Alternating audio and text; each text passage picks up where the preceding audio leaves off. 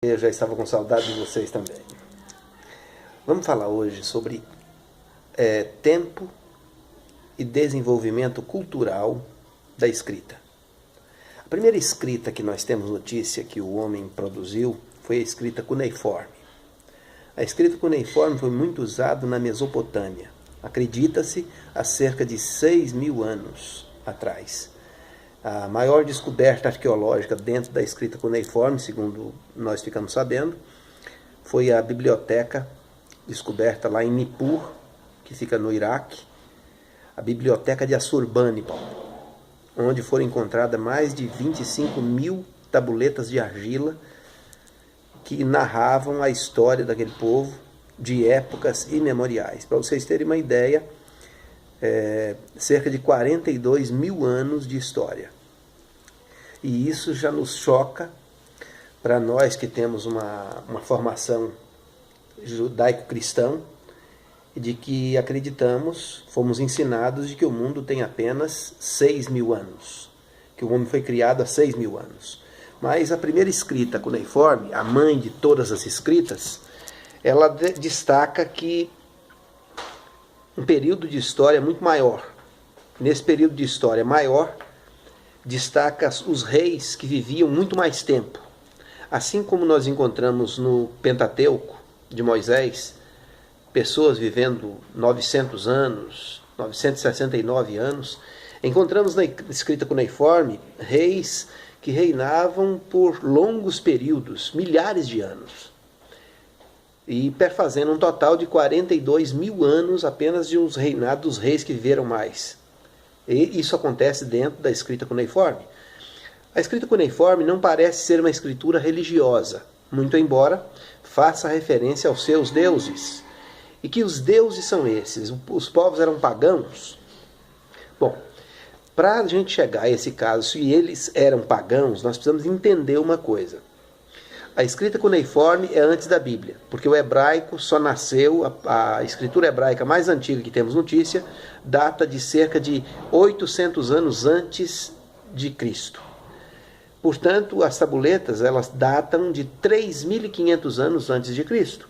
Então elas são bem anteriores ao Pentateuco, bem anteriores aos escritos da Bíblia, do Velho Testamento. Gênesis, Êxodo, Levítico, Número, Deuteronômio. Então nós temos aí agora alguns acontecimentos interessantes. Por exemplo, a história do Gênesis, da criação do homem, a história do Éden e a história do dilúvio estão narrados em escrita cuneiforme nas tabuletas de argila, que datam de 3.500 anos antes da Bíblia.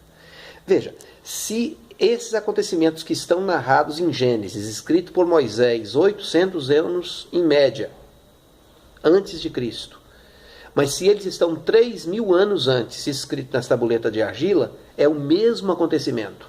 A criação do homem, o Éden e o dilúvio. Esses três estão narrados na escrita cuneiforme, nas tabuletas de argila descobertas em Nippur e traduzida por Zecharia Sitchin. Bom, se os acontecimentos são os mesmos, se o dilúvio universal é o mesmo, então a história, ela é a mesma história que está nas tabuletas, está também no relato do Gênesis, no relato do Pentateuco, no relato de Moisés. Podemos inferir então que o acontecimento é verdadeiro e que a escritura cuneiforme está contando o mesmo fato, portanto, verdade. Eu tenho formação judaico-cristã, creio que a Bíblia é a verdade, e a partir do momento que as tabuletas estão narrando o mesmo acontecimento, eu sou obrigado, por força de conclusão lógica, de dizer que as tabuletas também estão narrando fatos concretos que realmente ocorreram, porque se eu acredito numa coisa, vou acreditar na outra. Ela é apenas mais antiga. O que muda? Muda apenas o nome e como as coisas ocorreram. E aí nasce uma pergunta. Quem é que tem mais autoridade para dizer como as coisas foram? Como aconteceram? O que está escrito antes ou o que vem escrito depois? É aí que nasce um problema. Se os mesmos acontecimentos estão descritos no Pentateuco de Moisés e nas tabuletas de argila, qual delas é mais antiga? A das tabuletas. Qual escritura de imóvel tem mais validade se houver duas, apontando para donos diferentes? Qual escritura vai ter mais validade num embate judicial? a mais antiga. É aí que nós temos que parar para pensar. O nome de Noé não é Noé nas tabuletas. O nome de Deus não é Yahvé. O nome do seu filho não é Cristo ou Yeshua ou Yahushu.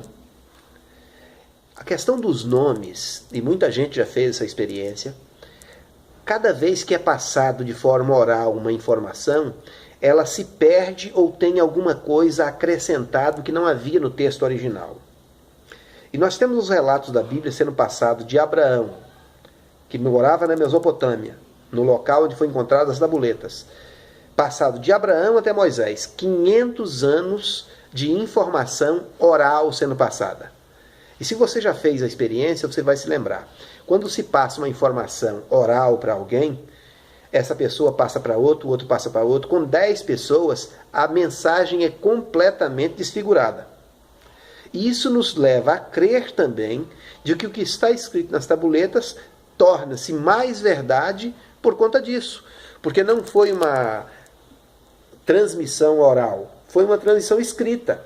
Escrita cuneiforme, a mãe de todas, que narra 3 acontecimentos que estão no Pentateuco. E aí é que entra um outro texto interessante, o texto de Ezequiel. Em Ezequiel, logo nos primeiros capítulos, você vê seres inteligentes, seres viventes, como são chamados, que voam em máquinas. Uma roda que gira dentro de outra roda.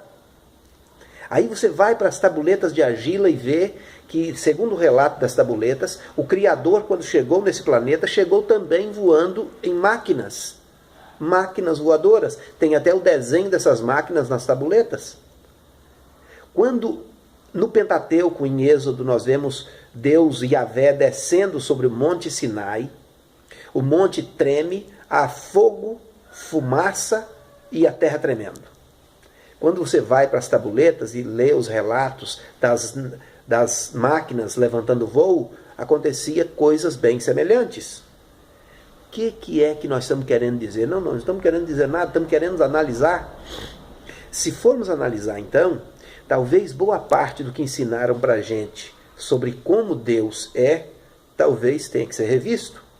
E é por isso exatamente que o conteúdo das tabuletas nunca foi aberto para a mídia e aberto para o povo em geral. Porque são relatos históricos, não religiosos. São relatos das pessoas que viviam naquela época e de seres que vieram para aqui, vieram do céu, vieram do espaço, e vieram com um propósito. Esse vídeo é apenas para te incentivar. Procure saber o que estava escrito lá. Está tudo traduzido. Zecaria Sitchin, ou Zecaria Sitchin é o tradutor, a pessoa que descobriu, o arqueólogo, e ele traduziu boa parte